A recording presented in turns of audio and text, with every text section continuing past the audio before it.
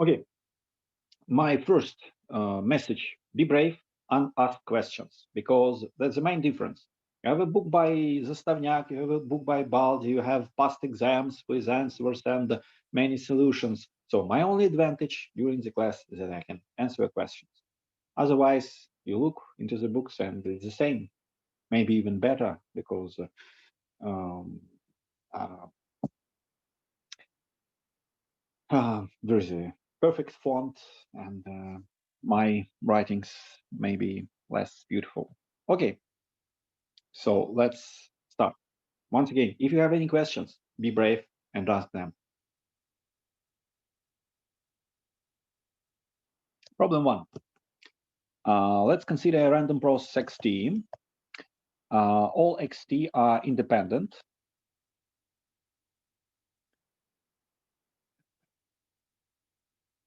And identically distributed random variables.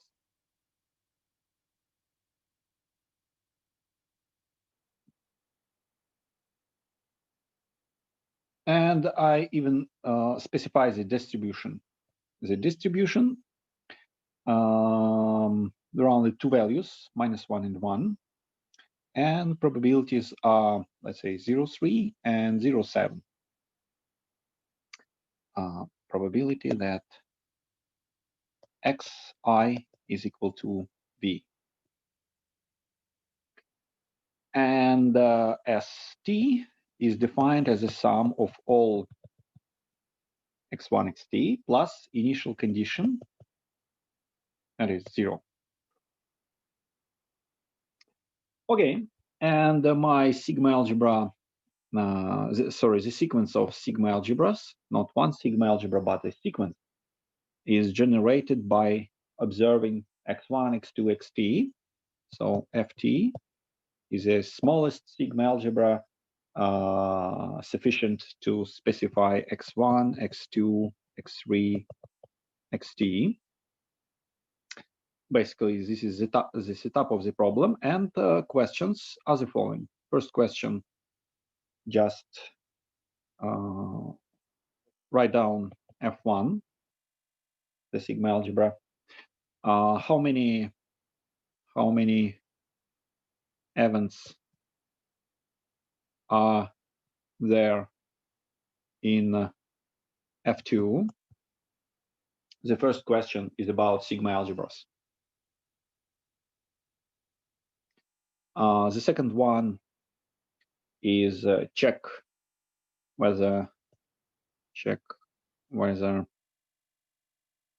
processes xt and st are adapted to filtration ft. And the last question for the moment, we will add more questions, but the last question, check whether xt and st, two processes, are martingales with respect to the filtration ft. Okay, this is the setup of the problem. The setup is clear. Yeah, any questions? Please be brave. It's easy to answer yes or no. It's easy. Just no questions so far. Okay, thank you. Be brave, please, because you are making a great online more use than me, because otherwise it's like a boring lecture. So please, it's not, if the voice is if something is not even right in chat plus. Okay, I have a question. What's the difference between sigma x and f? On the first lecture, no, Ruslan. F is any sigma algebra, and sigma x is a sigma algebra generated by x. So we have a question. What is the difference between f and sigma x? This is, f is just a letter, yeah? Letter. If I say f is sigma algebra, f is sigma algebra, so it's some sigma algebra, yeah? And sigma x is the smallest sigma algebra such that x is measurable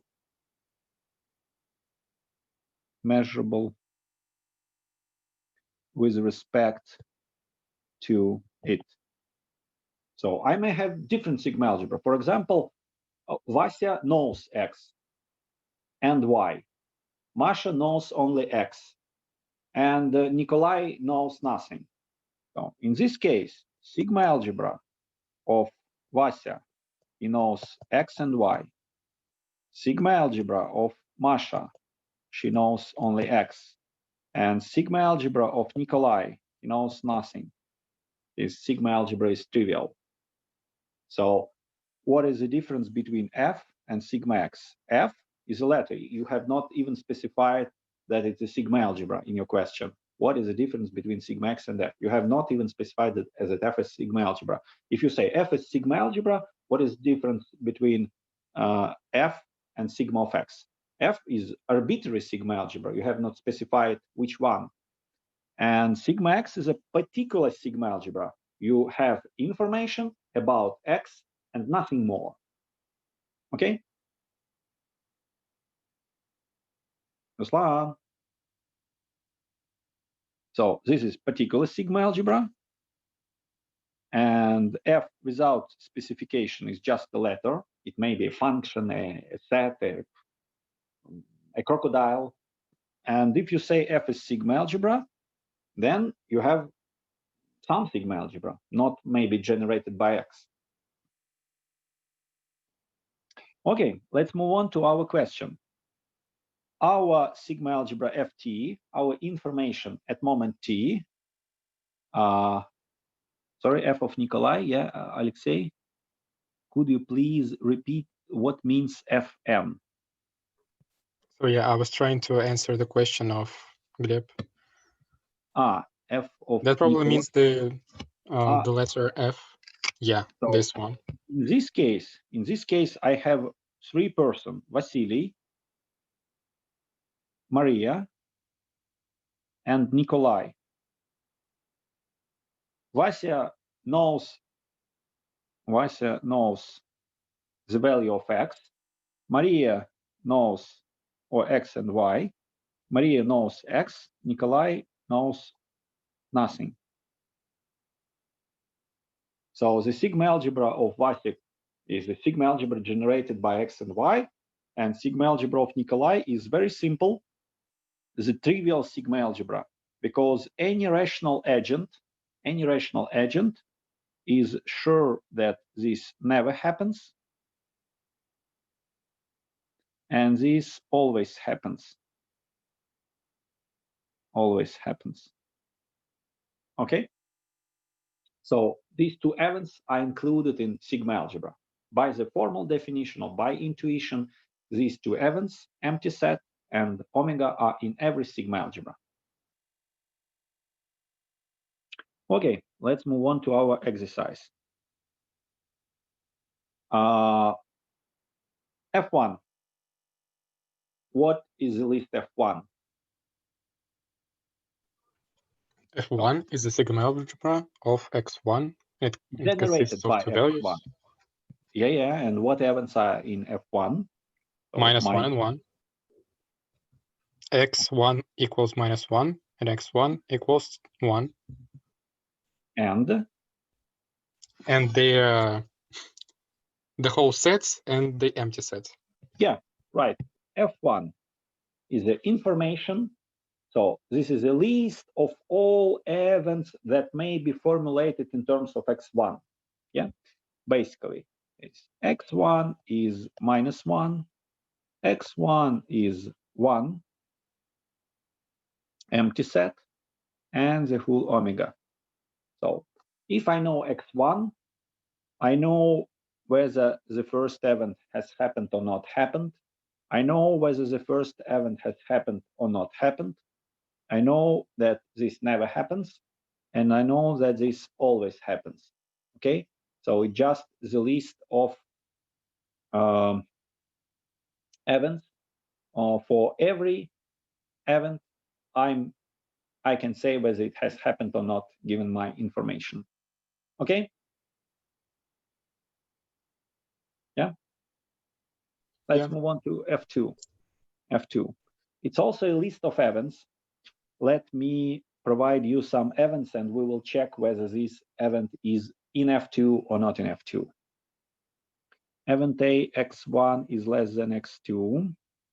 Is it in F2? A, oops. A, B, x2 is equal to 1. C, x2 is greater than x5. D, x2, no, x5 is 6. E, x5 times x2 is 1.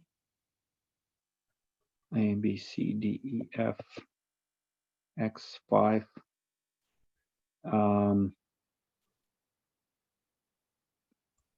plus x2 squared is less than 6. I think that's enough. For each event, let's check whether my information in F2 is sufficient to say whether it has happened or not happened. Well, in my opinion, nothing is included in sigma algebra of x1 and x2, because we should state two numbers for both x1 and x2. No. What is a sigma algebra? So let's... The set of possible events. Not the set of possible events, the set of events. So you have the meaning, yeah, and the formal definition, yeah. Formal definition. Let's go first about intuition.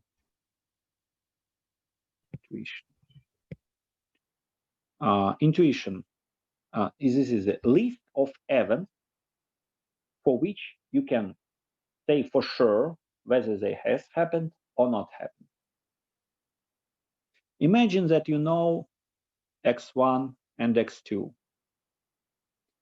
Can you have you information about the event A? Do you know whether it has happened or not if you know Surely. the value of x1 and x2? Yes, surely. Yes, you have enough information to say whether it has happened or not. I'm not asking you whether it has happened or not, but you have enough information. If you know the value of x1 and you know the value of x2, you have enough information to say whether A has happened or not. Your information is sufficient to determine the occurrence of this event. Yes, it is. Okay, have you enough information to say whether x2 is equal to 1? Yes. Yes, it's an event in your sigma algebra. Your information is bigger, you know much more. So this is just the list of events for which you can for sure say it has happened or not has happened. Okay, can you be sure that x2 is greater or equal than 5? No, and for the rest of the list, no. Yeah, no, that does not belong. No. We can be sure. According to our rules, x5 can be only -1 or 1. I'm sure this has never happened. So this is just empty set in disguise. So I have masked empty set under this. So if I consider my particular example, obviously not in general, yeah? If you consider some general state when x is normally distributed and so on, but for my particular example, this is just empty set in disguise. I have just covered, but indeed it cannot happen. So it is in F2. Is the event E in sigma algebra F2? We do not know for sure. Yeah, we do not know for sure. So it's not in F2 because F2 is a list for sure. Yeah. So if it's maybe because sometimes sometimes I may be sure. For example, if if I consider event C, if I know that X2 is 1, then I'm sure that C has happened. But if I know that X2 is -1, maybe C has happened, maybe C has not happened. So I'm not always sure. So I do not include it in F2. So it's not in F2. And the final F, is it in F2 or not in F2?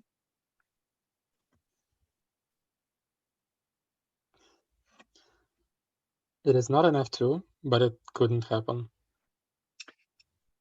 It's in F2 because X5 is -101, X2 is -101. So this always happens.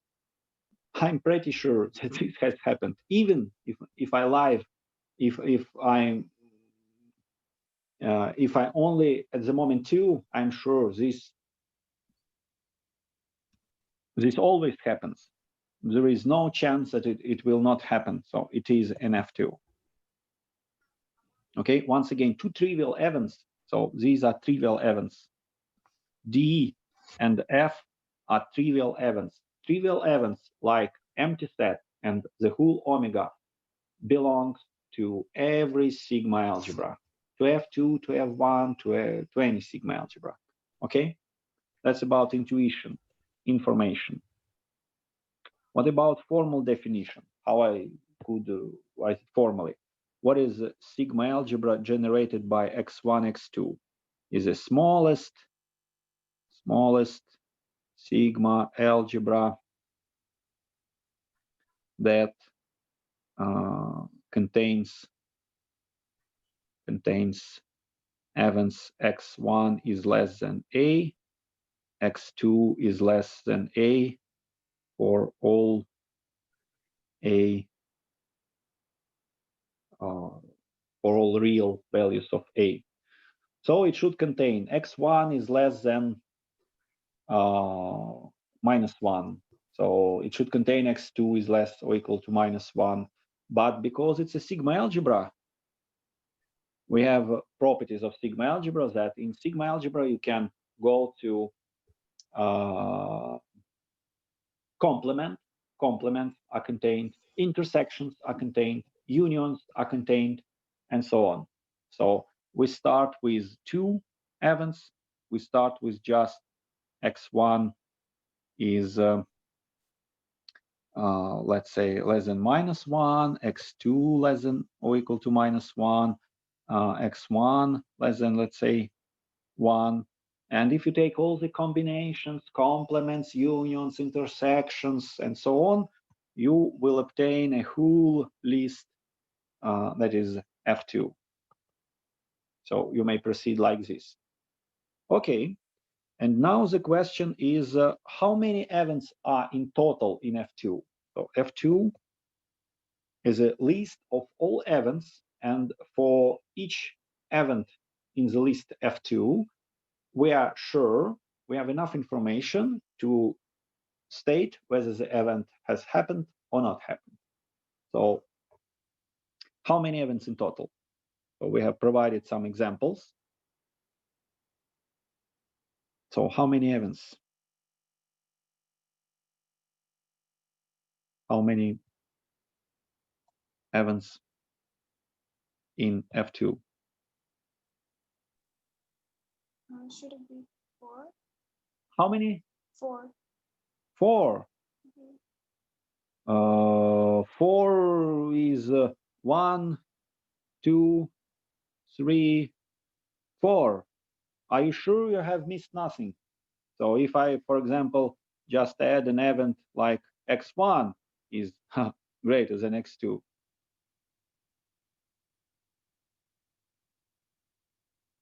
It's also in F2. So it's is number it 5. 2 to the power of 4? Yeah, I agree. Right. So let's go. So first, I will count the number of primitive events. So if I consider like event like this, x1 is equal to -1, x2 equal to -1. It is one event in F2.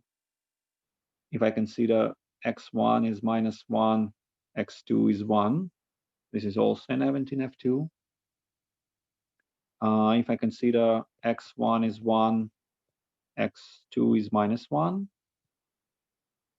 and I consider x1 is 1, x2 is 1.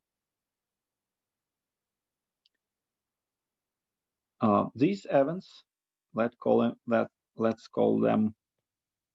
This is, let's call it D1, D2, D3, and D4. They are primitive. In what sense they are primitive? If I consider the event D1, it cannot be separated further. You cannot divide it into two sub-events. So this is the smallest event we may have. You cannot subdivide it into further events. So it's not possible because you have already used the value of x1, you have already used the value of x2, so you cannot subdivide it further. And if you cannot subdivide it further, then it's primitive event. And we may take all possible unions, intersections, but when we take intersection, we cannot subdivide. So it's sufficient to take all unions. So for example, if I take D1 union D2 union D4, if I take the union of these three primitive events, I obtain a new event, which is simply stated x2 is greater or equal than x1. Yeah. If, for example, yeah. I don't really understand what do you mean by that we cannot subdivide it further. How? Can you? I don't really understand what do you mean. So can you please explain? Can you write D1 as a union of two smaller events? Can you write D1 like some E1 union E2? When can you write it like this? Subdivide into two parts.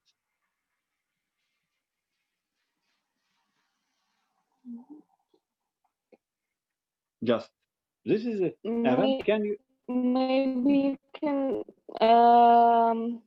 can you give an example of the union that we can't subdivide? Like maybe I will understand better. I kind of get you, but still. Okay, this event is not primitive. It can be written as a, so this event is a union of three smaller events. Okay, this event x2 greater or equal than x1 can be written as a combination, as a union of three smaller events. Okay, or smaller events. Okay. Okay. Do you agree? Okay. Yes. And if I consider the event D1 itself, D1 cannot be written as a union of smaller events. So it's primitive. Okay, thank you. No, you don't get it. So when you can write an event as a union of smaller events. I get it. Okay, so if I have four primitive events, how can I get a more complex event? I can combine any of them, but I cannot make intersection of them because the intersection of these D1, D2, D3, D4 is empty. They do not intersect. So I can, for example, take D1 union D4 and this is x2 equals to x1. Yeah, it's a combination of two smaller events. And I can take any combination of these primitive events, and in each combination I can take d1, take d2, take d3, take d4. So for example, if I take each one, I will obtain omega. If I take nothing into union, I obtain empty set. If I take, for example, d1 and d4, I obtain x2 equals to x1. If I take, for example, d1, d2, and d4, I obtain event x2 is greater or equal than x1. And because for each primitive event, I can either include it or do not include it, so the total number of events in this list is indeed 16. So there are 16 events in F2. Okay, so it's a big list. I will not write it completely. I'm a little bit lazy, but there are something like x2 is greater than x1, x2 is less or equal to x1, and so on. In total, there are 16 events because every event in this list is structured as a union of primitive events. And there are 4 primitive events, so I either include or not include every primitive event, and basically 5 events in total. Okay?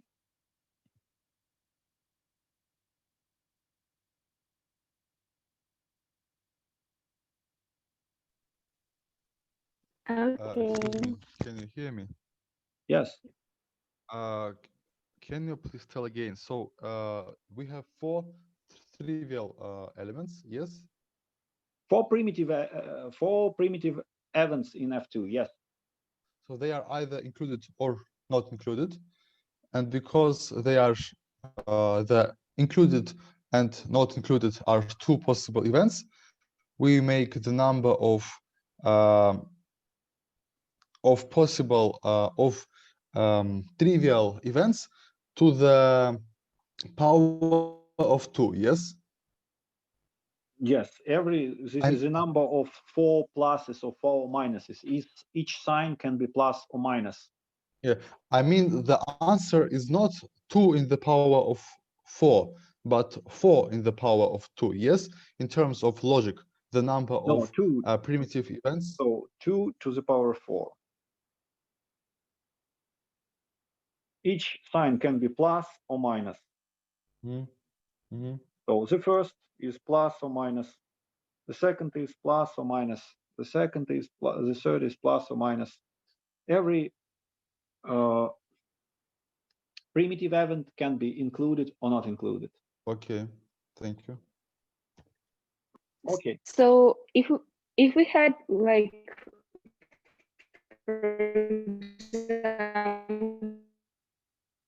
for distribution where it was like minus one, Sorry, I can't hear you. Could you try? take -1, 0, 1, and blah blah blah.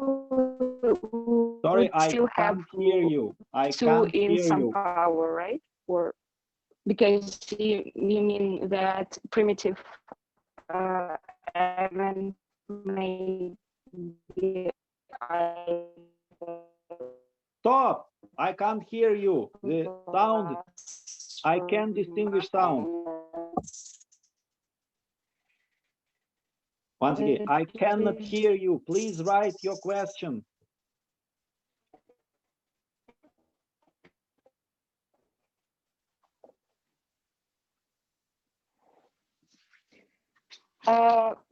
Is it better or not?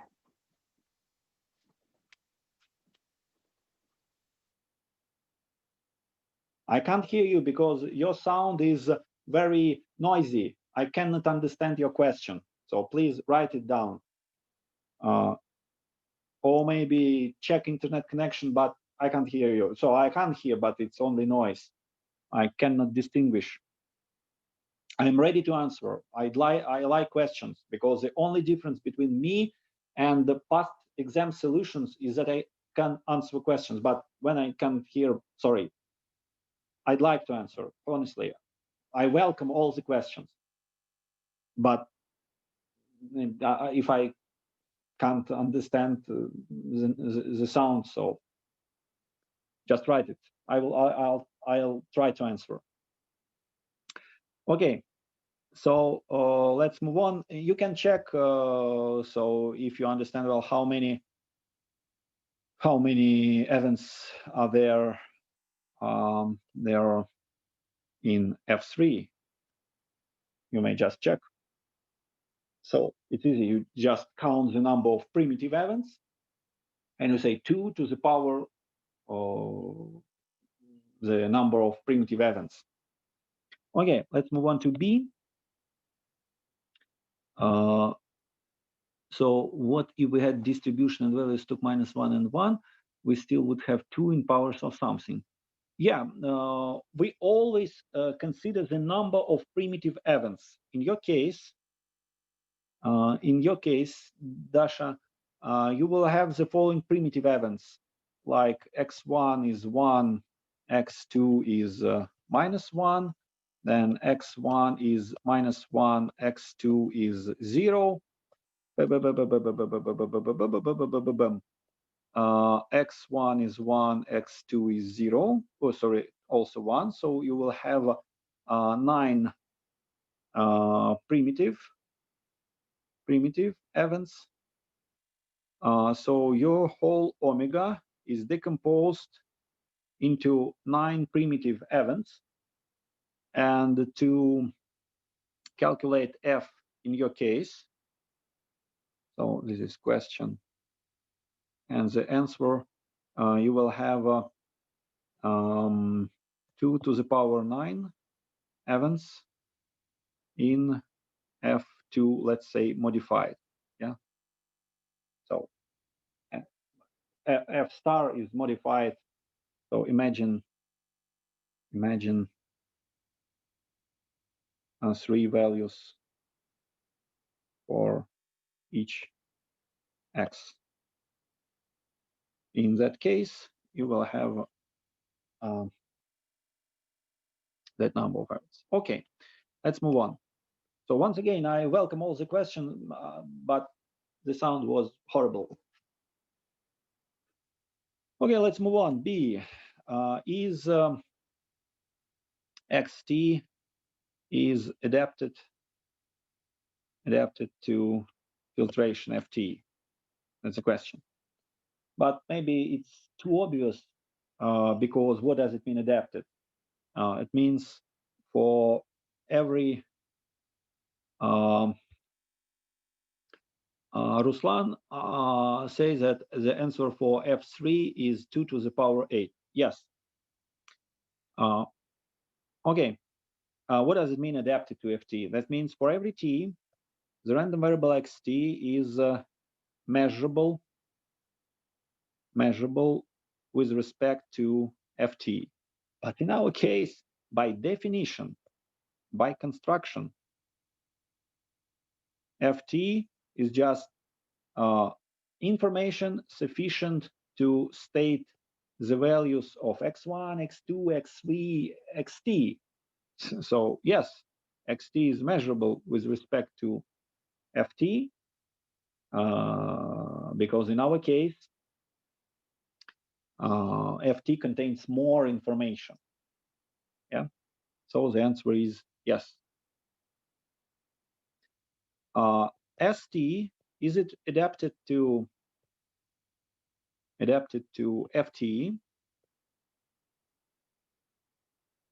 So do we have enough information measurable to with respect to ft? Do we have enough information to calculate the value of st? But ft, once again, is a sigma algebra. Yes, we have. Yes, we have. because we know we can compare every x to every number. So we know every value of every x, and we just add them up. So, and we are able to state the value of st. Yes. And this happens for every t, so it's adapted. Okay, let's move on. The next question is xt, is it a martingale with respect to ft? Yeah. So every time we have in mind some sigma algebra, even we do not write it explicitly, is a martingale with respect to some sigma algebra. Yeah? Sorry, to some filtration. We need a sequence of sigma algebras. Okay, what do we need to check? We need to check that what is the definition? Let me recall the definition. This is a definition.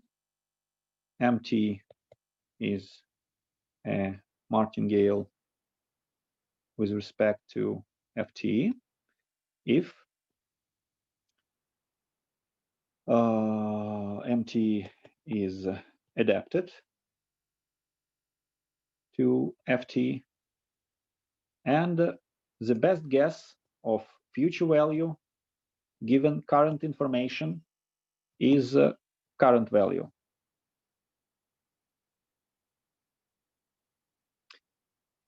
Okay, this is a definition of a martingale.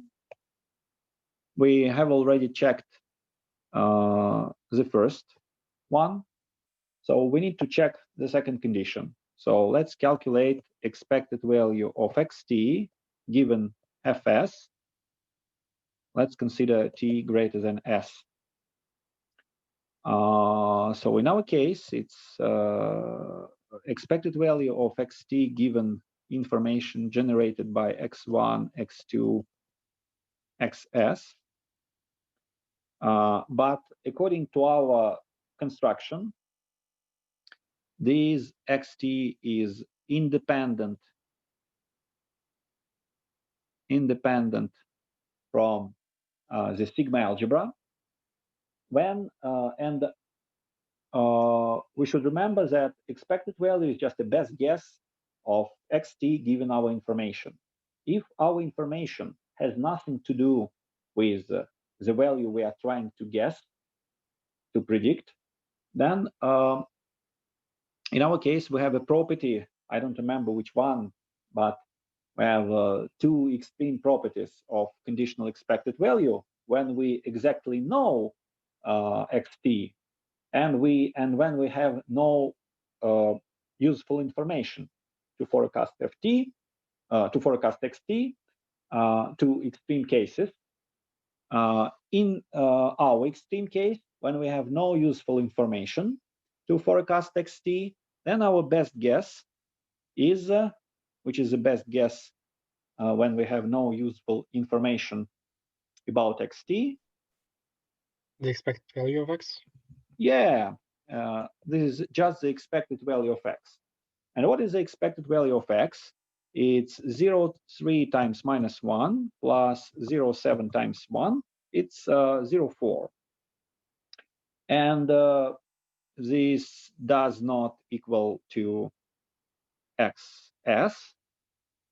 And it should be in the case of a martingale.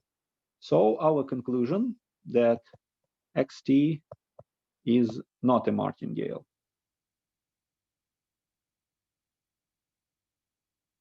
Okay, any questions? Excuse me, how do you know that the expected value of xt doesn't equal xs? Because this is 0.4, and xs is a random variable which can take value -1 or 1, so it can, according to our construction. Okay, thanks. So we have some probabilities. Probability that xs is equal to v is 0.3, 0.7. So it's not the same. It's not identity, even if this value is possible. even if I would get 1 there, the answer will be no, because we need identity. So not probability of equality, but exact equality as random variables. Okay, so even in the case I would get there 1, xs can be 1, but xs is not always 1. So Clear. how can you compare a number, a constant, and a random variable? How can you state the inequality? What does it mean of a number to a random variable? Because it seems that every constant is not equal to every random variable. no, why? Why? Imagine the following experiment. You throw a die and let z be the result. Yeah, is it a random variable? Yes. No. Yes, yes, yes, yes. Okay, that is the result of the throw. Yes. And then I calculate w. It's cosine squared of w of z plus sine squared of z. It's a function of a random variable, so it's a random variable, but it's a constant. A constant is a particular case of a random variable. You mean xs needs to be a constant, so Okay. that we can okay, so we can say 0.4 equals to or not equals to constant. A constant is a particular case. So okay, you speak about the difference between a constant and identity function. So if I consider 5 is a constant, yeah. But in mathematics, we always overuse the notation, because there are only, let's say, 33 letters in Russian alphabet, so we always overuse notation. If you write f of t equals to 5, and I mean a constant function, yeah, this is t, this is 5. Here 5 is a number, here 5 is a function. So this is different 5s. So there is a little bit difference. Yeah, we have overused the notation. We have say 5, but 5 here is a constant, is an object from the set of real numbers, and here 5 is a function that is always equals to 5. So here 0,4 are understand as a random variable that assigns 0,4 to every outcome. So it's a constant function. Okay, thank you. So we have an overuse of notation everywhere in mathematics, but that's fine. We have no confusion there. Okay, so xt is not a martingale. Let's check whether st is a martingale. So we calculate expected value of st given information fs, but it is expected value of x1 plus x2 plus xs plus xs plus 1 plus xs plus 2 plus xt given fs. Okay, I have explicitly separated 2 parts in S. The first part, this is known for me, known, and that part is independent of what I know. If I consider the sigma algebra Fs, Fs contains sufficient information why xt is independent from the question why xt is independent from sigma algebra of x1 xs, because by construction we have said that the random variables x1 x2 x3 and so on are independent, and xt so I consider the case when t is greater than s. So in my case, xt is like x7 and the s is less than 7. So these are independent random variables. And independent random variables, that means independent sigma algebras. Okay. So there are two parts in my ST. The first part is completely predictable, given my information, completely known. And the other part of the sum is independent of what I know. So these are exactly two extremes. When you know something, given your information FS, your best guess for the known part, if you know the weather outside, then what's your best guess of the weather outside? It's the weather outside. Yeah. So the expected value of the known part given FS is just known part, and the conditional expected value of independent part given FS is just ordinary expected value. You can just omit your information because it has nothing relevant to predict this part that is independent of what you know.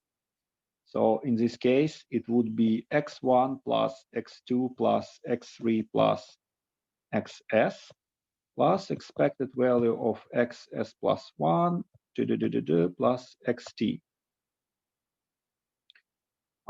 This is just ss. I think, yeah, once again, overuse of notation. Yeah, that's okay. S is a moment of time. S is a random variable, but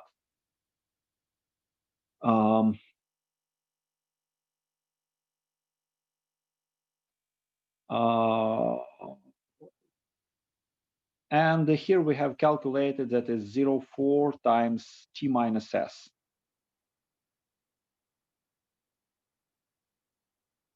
And once again, we see that that is not equal to ss because we have this nuisance term. Without this term, everything would be fine. But we have, so for ST to be a martingale, we should have no this nuisance term, no this additional expression, but we have it. So our process ST is not a martingale. Is not a martingale. Ruslan, so just I will Sorry, may I ask a question? Answer your question. So for a moment, is everything clear with ST? That is not a martingale. ST is not a martingale. We have proven it because expected value of ST given FS, we have simplified and we have not obtained S current value. So ST is not a martingale. What about the question of by Ruslan? Let's say we consider S less than T, and could you explain why do we consider S less than T if we are told to check FT sigma algebra? Ruslan, we are solving a very different task. We are checking whether ST is a martingale. We do not check FT sigma algebra. So your question is, we are doing completely different task. So if you need to check FT, no, I mean we are told that we need to check whether xt is a martingale given then we have theta t sigma algebra. No. He means that it was stated that check whether xt and st are martingales with respect to ft, not fs. So first, we can check. So we can check what we can check. what we can check? We can check whether Ft is a sigma algebra. Ft is a sigma algebra.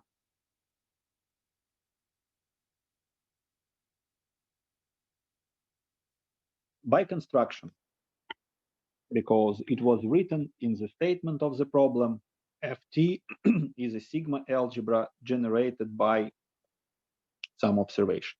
Second point, check whether the sequence, so there are brackets, you see, there are round brackets.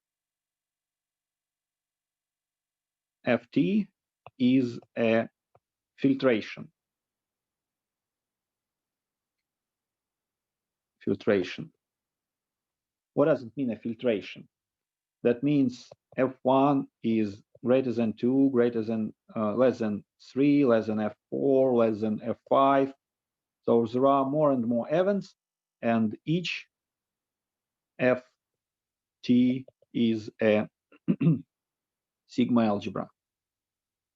So it's a sequence of sigma algebras, it's a filtration. Now, what we are checking actually, that that St is a martingale with respect to filtration Ft. We are checking that point. So what does it mean? It means that we have a sequence S1, S2, S3.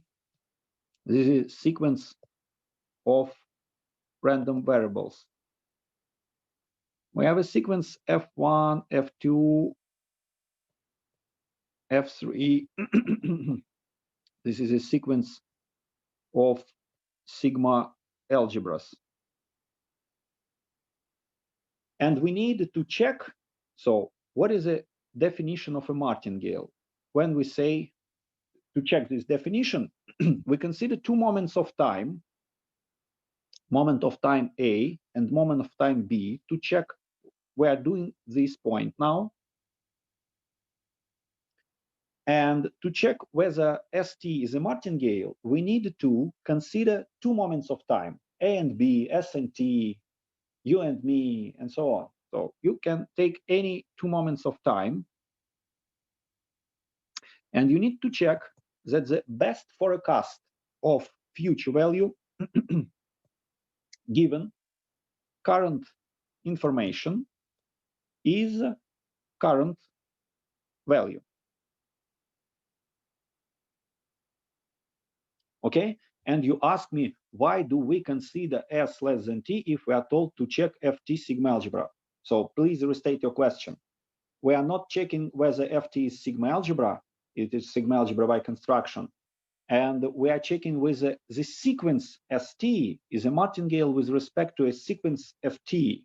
So there are these brackets, these round brackets, that means they mean not one random variable, but a sequence. So, and to check whether a sequence is a martingale with respect to a sequence, we take two moments of time and we check the following condition. Okay, Ruslan, because your question is very strange. We are doing yes, everything is clear. I just messed there one word. Where Ft is a sigma algebra. I missed the word where.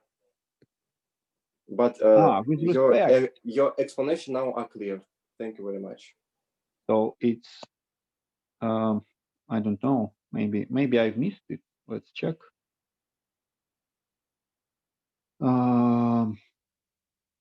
With respect to, yeah, check whether. So the beginning of the sentence is the same. Check whether. Martingales, WRT, WRT means with respect to. Okay, let's move on. So they are not martingales. So we have proven that they are not martingales. Now, the main idea is martingales are beautiful. They have many beautiful properties.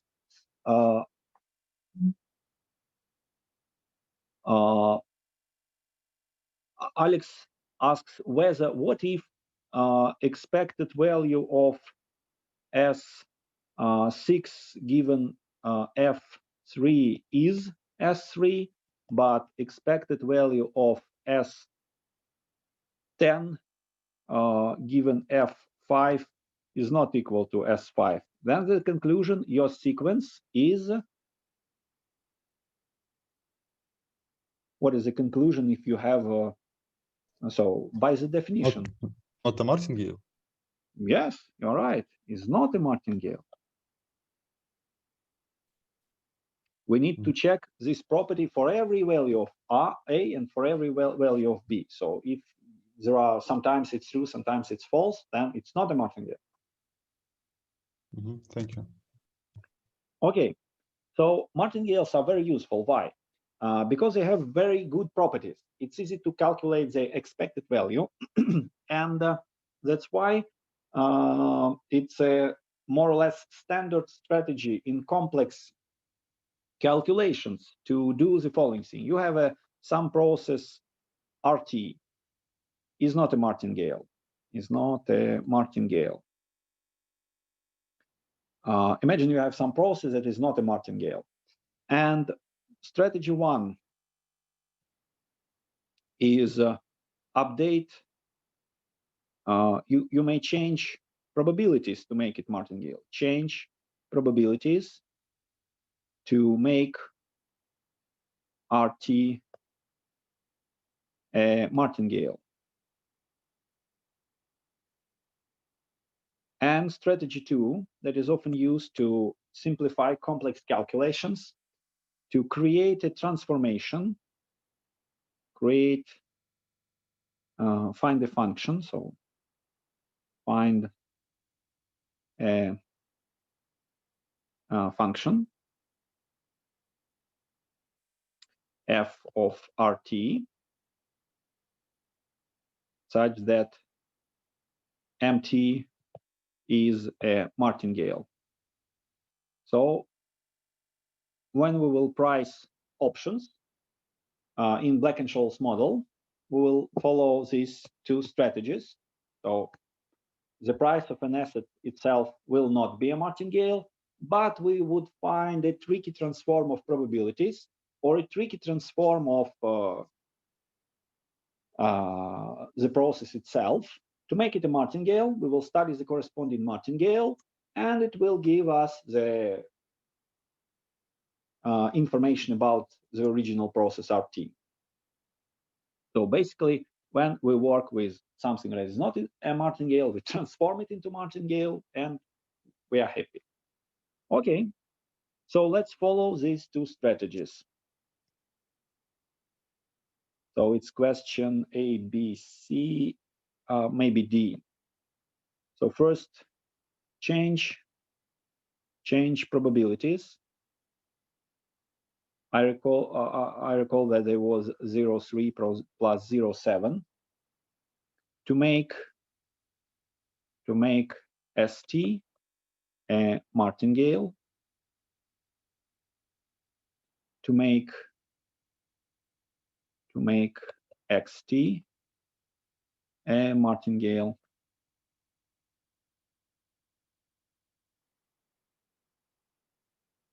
So how can we change probabilities in such a way to make ST a martingale? It's not a martingale, we have proven it.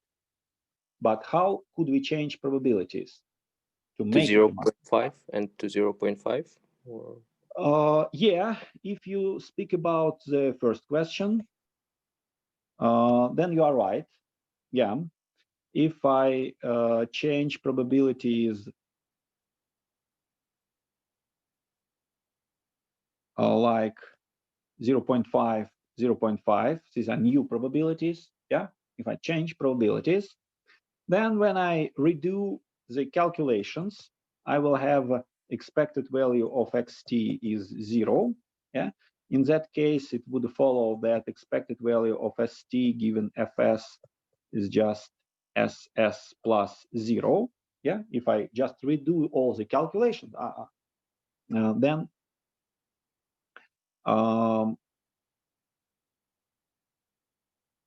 it is equal to, so in this case, the best guess of future value given current information is current value.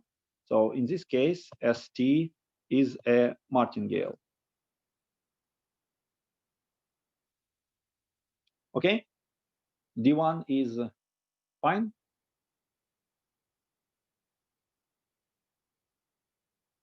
Sure. Okay, so now D2, how can we change probabilities to make XT?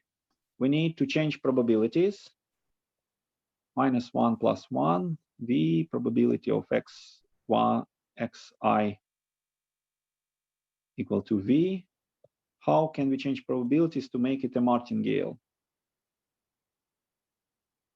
Maybe that's not about probabilities, but about dependence of the random variables. There are many ways to do it. First, let's try by changing probabilities. Yes, there are many ways what we can change to make it a martingale. You are right. But my question, so you are saying I will not answer your question, I will answer my question. Yeah, this is possible. But and what about my question? How we can change probabilities? Yes, you are right that we can change many more things to make a process a martingale. Yes, you are right. But how can we change probabilities?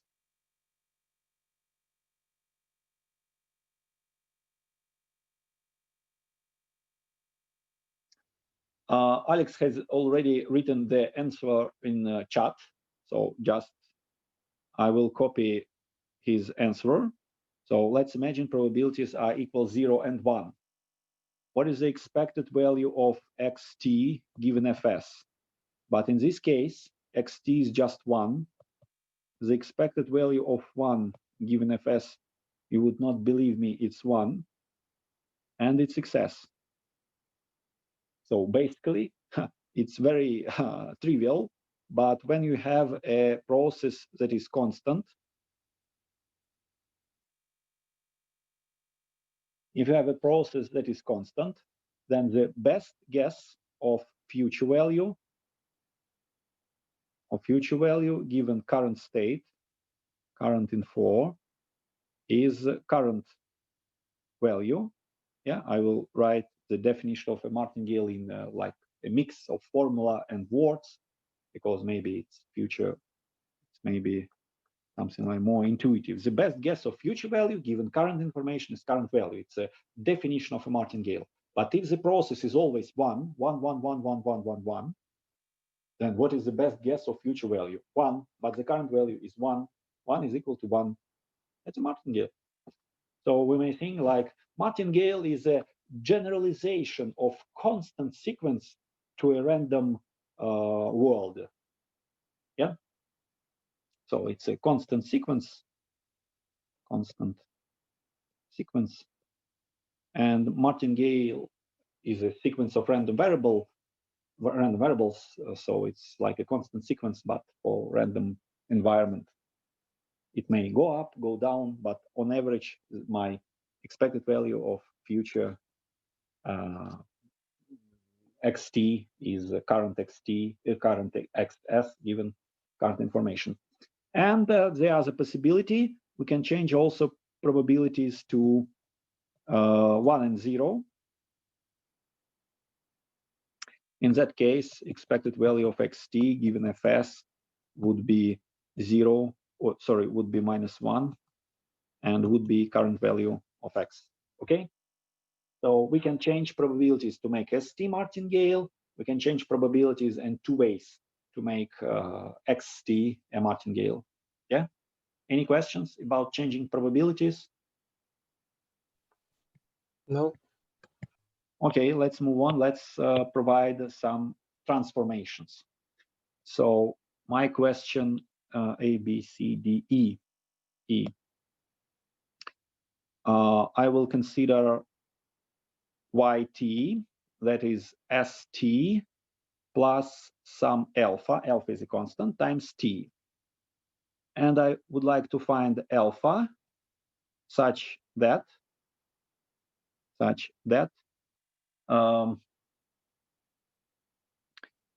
yt is a martingale. And this is, let's say, E1 and E2. Let's say ZT is beta times ST. we need to find beta such that ZT is a martingale. Okay.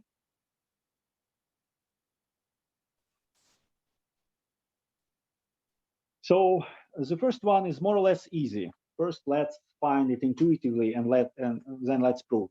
On average, our ST is growing. Yeah, we see that expected value of future ST is current value plus T minus S times 0.4. Yeah, our process on average goes up. On average, it may go down, it may go up, but on average, it grows. So to make it,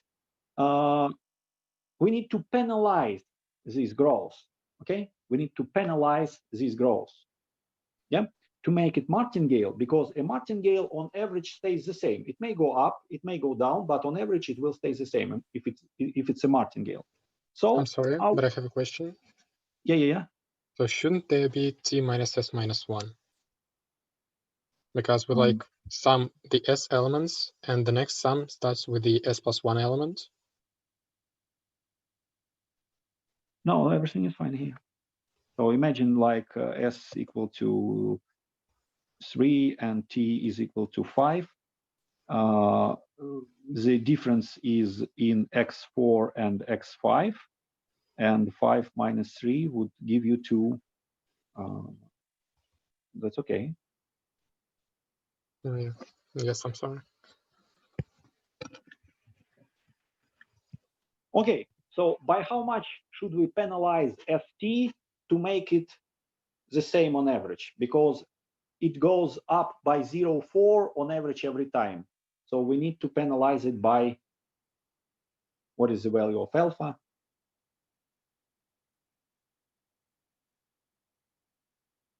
So our process is T. Minus The opposite. minus 0.4. Exactly. Yeah, you're right. Minus 0.4. Because our process goes up by 0.4 on average. It may go down, X may be negative, but on average, our process goes up by 0.4. So we need to penalize it by 0.4 for every T. So if I consider YT, that is ST minus 0.4 times T. So what is the expected value of YT given Fs? It's expected value of ST minus 0.4 times T given Fs. For this guy, we already know expected value. It's SS plus T minus S times 0.4. And the second part of my expression is just constant. So it's minus 0.4 T. And I have SS minus S times 0.4. And it's exactly YS. So we have proven that expected value of penalized S is just current value of penalized S. Y is a penalized version of S. So the growth is penalized, so YT is a martingale. Okay, we go on. Let's go to ZT, which is beta times ST. ZT should be a martingale, so expected value of ZT given Fs should be equal to what?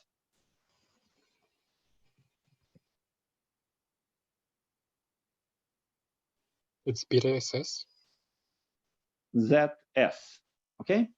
I plug in, it will be beta S x1 plus x2 plus xs. I use the same trick. I will take out what is known and Fs is beta x1 plus xs. So once again, I see there are two parts in my random variable. The first part that is completely known to me, x1 plus xs. This is known part. Given my information, this is known. So I take it out of the expected value. And this one, this is independent of my information. The first part is completely known. The second part is independent. So by the properties of conditional expected value, I take out what is known. So it's beta x1 plus xs, beta xs plus 1 plus xt. Here I remove my useless information. Now I cancel out the same term. Yeah, beta cannot be 0. Beta is not 0 because otherwise you will have problems like beta, like 0 to the power x1 will be 0 to 1 or 0 to minus 1. That is non-existent. Yeah, does not exist. So beta cannot be 0, so I cancel out the same term. My x are independent, so expected value of beta xs plus 1 times expected value of beta xs plus 2 times expected value of beta xt should be equal to 1. These are the same, okay? And that should be for any s less than t. Yeah, that should be okay for any s less than t. And if it should be for any s less than t, then the unique possibility is to make each multiplied term equal to what? Each multiplied term should be equal to 1. To 1. Yeah. So expected value of beta x, I don't know, t should be equal to 1 for every t. These are necessary and sufficient. These are equivalent conditions. So if every term is 1, then for every s less than t, so every term, the product is 1. If for every number of terms the product is 1, then it's 1 for odd number of terms. So every term should be 1. Okay, let's go on. I recall that x can be minus 1 or 1. So beta times maybe beta power minus 1, beta 1. Probabilities are 0, 3, 0, 7. So expected value of beta xi is 0, 3 times value plus 0, 7 times value, and that should be 1. I have a quadratic equation. So I multiply by beta, and I have something like 7 beta squared minus 10 beta plus 3 equals to 0. And I have two solutions. It's a quadratic equation. Beta 1 equal to 1. And beta 2 is, according to Viet theorem, it will be 3 over 7. Okay? So I know that zt, that is 1 to the power xt, or just simply 1. This is a martingale, but that's a boring martingale. That's okay. That's okay, but that's a boring martingale. A process that is always 1, 1, 1, 1, 1, 1, 1, 1, 1, 1, 1, it will be a martingale, but it's a boring martingale. More interesting, zt 3 over 7 to the power xt. It may go up, it may go down, but this 3 over 7 compensates for unequal probabilities of going up and down. This is also a martingale. Okay, so we have found two transformations of ST that creates a martingale. This one and YT ST minus 04T. This is also a martingale. So we have transformed probabilities to make a martingale, and we have transformed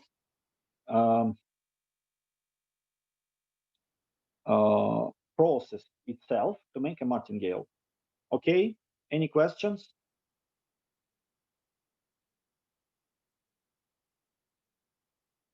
No. Okay, let's continue. Small final remark. So the definition of a martingale, once again, is the following. MT is a martingale with respect to filtration FT. Is first MT is adapted to FT. And the second condition that the best guess of future value given current information is current value for S. So that's a definition.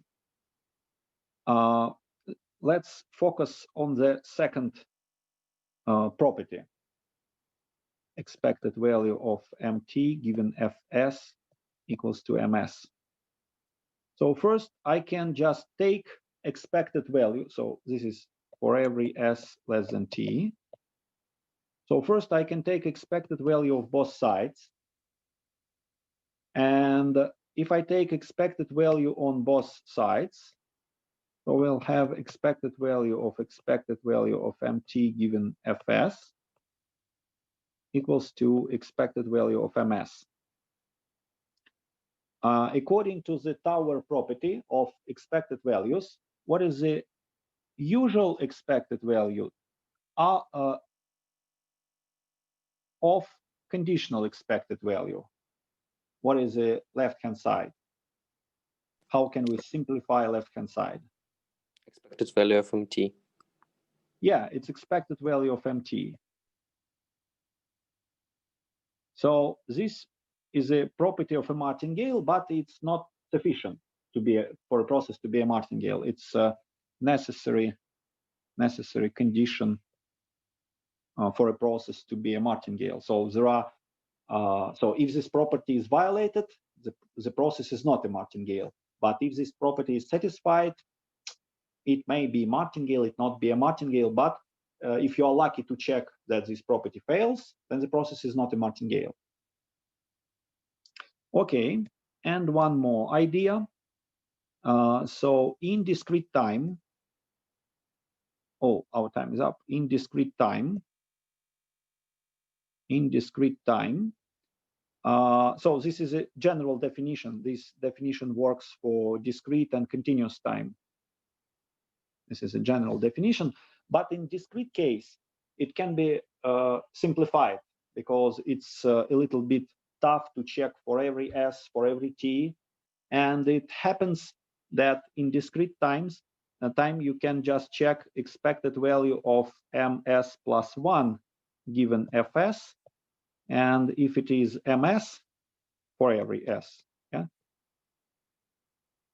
So if you just check one step ahead prediction, then you can basically, so if your best prediction of the future value is current value, then you repeat this process many times, and basically you get that if it's true for one step, if it is true for 20 steps, for 50 steps, for every T greater or equals than S. So this is necessary. So this is a complete replacement of the, so it's a complete equivalent of the second property that is easy to check for discrete time processes. So you may just check that one just for one step ahead to check whether the process is a martingale. That's all I would like to tell you today. If you have any questions, then be brave and ask them. You can ask them in a... Can I ask you? Yes? Yes. You just wrote the necessary condition, yes, for checking. And do I understand it that correctly, that we used the necessary condition as sufficient condition in the previous tasks? Why? We have written completely, no. We have taken arbitrary S and arbitrary T. If you look carefully, we have completely proven No, we have missed nothing. I say that is equivalence relation. So once again, what I have said here, if every term is 1, then the product is 1, okay? Do you agree that I can Yes. easily go from bottom to the top equality? And Yes. I can come back. If for every s, for every t, so what does it mean for every t? That means that for every number of terms, when the number of terms is even, when the number of terms is odd, the product is 1. But how can it be the product of the same numbers, because these numbers are equal according to the distribution of x, yeah? All these expected values are equal, yeah? So so the first statement, the top statement, says that if I take 5 terms, if I take 6 terms, if I take 20 terms, the product is 1, but all terms are equal. So what is the value of each term? It cannot be -1, because it is for every s and t, for 5 and 6, for 5 and 7. So basically, that these two statements are exactly equivalent. We have missed nothing. We have not used this theorem in our solution. So we have honestly proved that the upper one follows from the bottom, and the bottom one follows from the upper one. Okay, thank you. Could you explain where did we take the term t minus s? I don't understand. This question has been answered by Alyosha. Okay. Okay. So any more questions? So these two properties simplify checking. If a necessary condition fails, necessary condition is easy to check because it has nothing to do with conditional expected value. You check just unconditional expected values. So if, excuse me, in problem 1, case R, maybe D2 and D4, but Dasha, it depends how do you number them. If we go to, so it,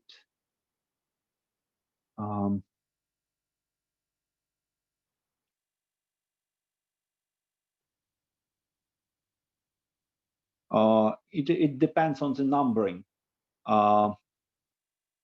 In my case, I have numbered them here x1 equals x2 and here x1 equals x2. So in my case, in my numbering system, D1 union D2 gives me x1 equal x2, because in D2, in my case, they are not equal.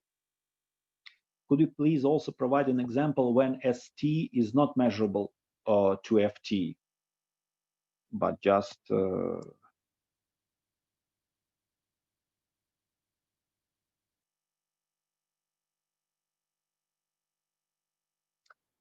let's say that ST FT is sigma of x1 xt,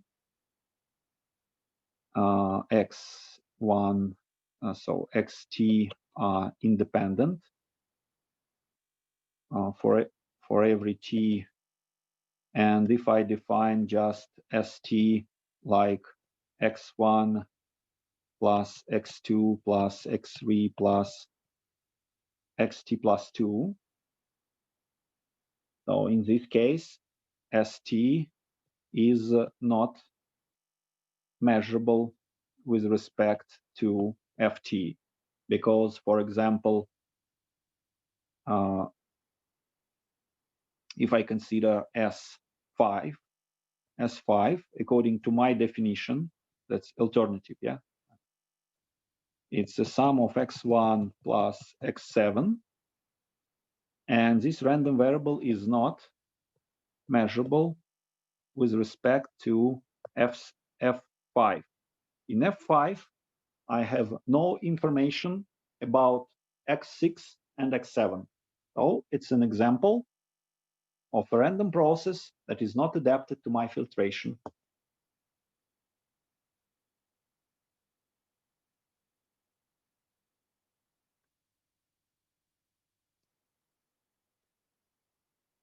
Dasha, is it okay?